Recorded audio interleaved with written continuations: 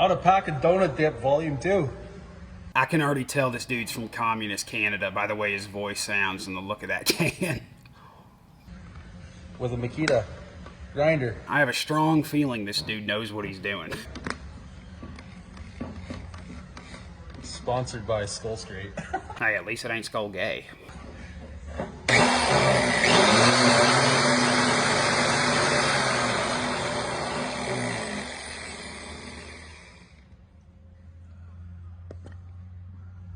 Tighter than a tick's ass.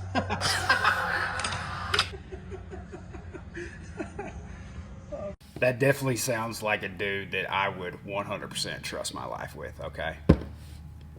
The donut. You know, now I want a donut.